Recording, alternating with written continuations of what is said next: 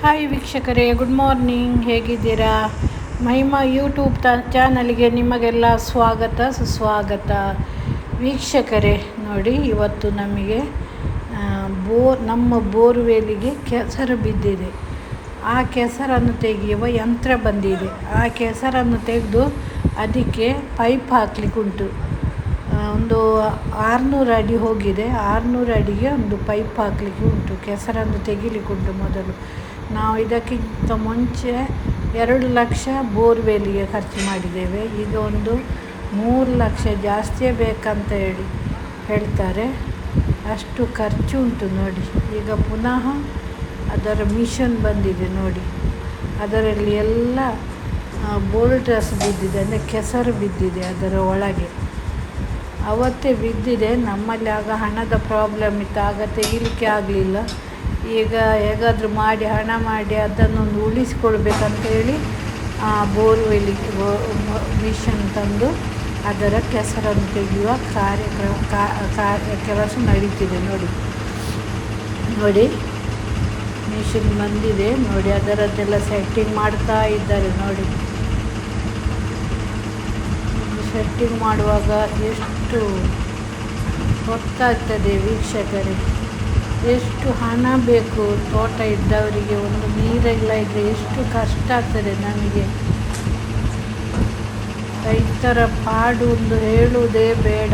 ನೀರಿದ್ದರೆ ಅದಕ್ಕೆ ನೀರು ಇರುವುದೇ ಇಲ್ಲ. ಕೆಲವು ಸಲ ಬೋರ್ ಹಾಕಿದ್ದು ನೀರು ಸಿಗುವುದಿಲ್ಲ. ಇದು ನೀರು ಸಿಕ್ಕಿ ಕೂಡ ಅದರ ಮೇಲೆ ಕೂಡ ಕಷ್ಟ. 2 ಲಕ್ಷ ಬೋರ್ವೆಲಿಗೆ ಆಯಿತು. ಇನ್ನು ಅದಕ್ಕೆ ಕೆಸರು ತೆಗೆದದಕ್ಕೆ 3 ಲಕ್ಷ ಅಂತ ಹೇಳ್ತಾರೆ. ಇನ್ನು ಎಷ್ಟು ಆಗ್ತದೆ ಅಂತ ಗೊತ್ತಿಲ್ಲ. ಎಷ್ಟು ಬೇಸರ ಆಗ್ತದೆ ವೀಕ್ಷಕರೇ. ಎಷ್ಟು ಇಲ್ಲಿಗೆ ಹೋಗುವುದು ಹಣಕ್ಕೆ, ಲಕ್ಷ ಮಾಡಲಿಕ್ಕೆ. ಹೀಗೆ ಮಾಡದಿದ್ದರೆ ಗೊತ್ತಿಲ್ಲ ಏನು ಮಾಡಲಿಕ್ಕೂ ಇದು ಆಗುವುದಿಲ್ಲ. ಇದನ್ನು ಸರಿ ಮಾಡಲೇಬೇಕು. ಎಷ್ಟು ಬೋರ್ವೆಲ್ ಕೊರೆಯೋದು. ಪ್ರತಿ ವರ್ಷ ಬೋರ್ವೆಲಿಗೆ ಹಾಕಲಿಕ್ಕೆ ಆಯಿತು ಹಣ ಎಲ್ಲ. ರೈತರ ಕೈಯಲ್ಲಿ ಎಲ್ಲಿ ಹಣ ಉಳಿಯುತ್ತದೆ ಹೀಗೆಲ್ಲ ಆದರೆ?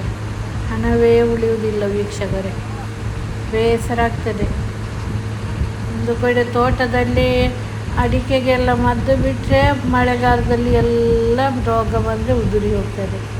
ಆಗ ಆ ಸಮಸ್ಯೆ. ಕೆಲಸದವರಿಗೆ 700-800 ರೂಪಾಯಿ ಈಗ ದಿನ ಕೂಲಿ. ಅಷ್ಟು ಕೂಡ ಇದೆ, ಯಾರು ಬರುವುದು ಕೂಡ ಇಲ್ಲ. ನಮಗೆ ಏಜ್ ಆಯಿತು, ಇನ್ನು ಕೆಲಸ ಮಾಡಲಿಕ್ಕೆ ಆಗುವುದಿಲ್ಲ.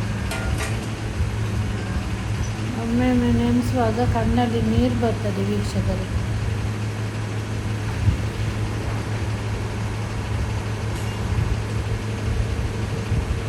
ನೋಡಿ, ಸೆಟ್ಟಿಂಗ್ ಮಾಡ್ತಾ ಇದ್ದಾರೆ. ಪ್ರಾಬ್ಲಮ್ ಮೇಲೆ ಪ್ರಾಬ್ಲಮ್ ಬರುವುದು.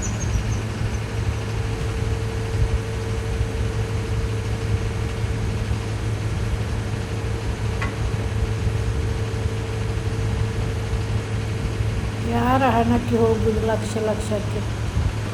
ಎಲ್ಲಿಂದ ತರುವುದು?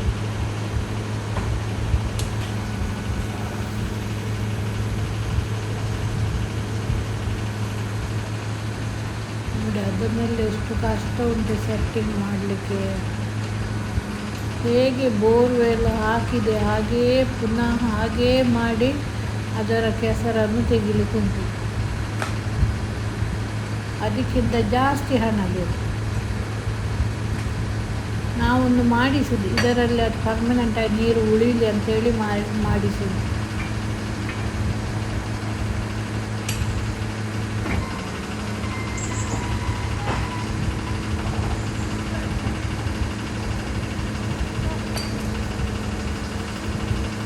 ಇದು ನಮ್ಮದು ಪ್ರಾಬ್ಲಮ್ ಅಂತಲ್ಲ, ಎಲ್ಲರದ್ದು ಹಾಗೆ. ರೈತರದ್ದು ಪಾಪ, ಅವರವರ ಕಷ್ಟ ಅವರವರಿಗೆ ಇರ್ತದೆ.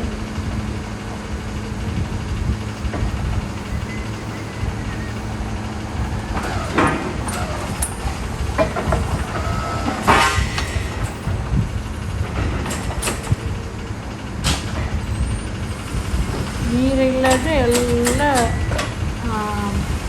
ಒಣಗಿ ಹೋಗ್ಬೋದು ತೋಟ ಎಲ್ಲ. ಆ ತೋಟವನ್ನು ನೋಡಲಿಕ್ಕಾಗ್ತದೆ ನೀರಿಲ್ಲ ಇದ್ದರೆ. ಹೇಗಾದರೂ ಮಾಡಿ ಉಳಿಸಿಕೊಳ್ಬೇಕಲ್ಲ. ಕಣ್ಣಿಗೆ ಒಂದು ನೋಡಲಿಕ್ಕಾದರೆ ಬೇಕಲ್ಲ, ಹಾಗೆ.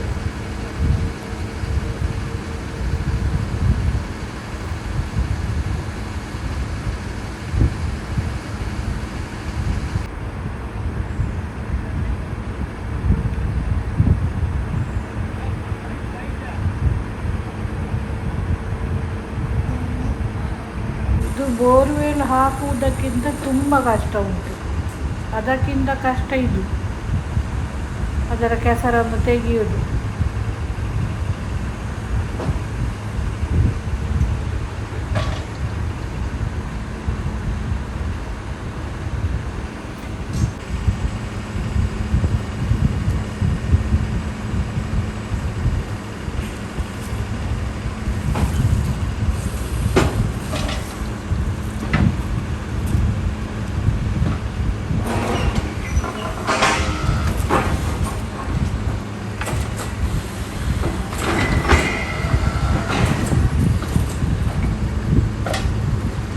ನೋಡಿ, ಈಗ ಅವರು ಈ ಗಾಡಿಯಿಂದ ಅದಕ್ಕೆ ದೊಡ್ಡ ವಯರ್ ಹಾಕಿದ್ದಾರೆ. ನೋಡಿ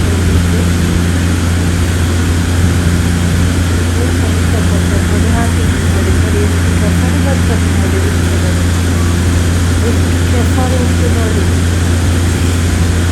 ಇಡೀ ತುಂಬಿಕೊಂಡಿದೆ ಕೆಸರು.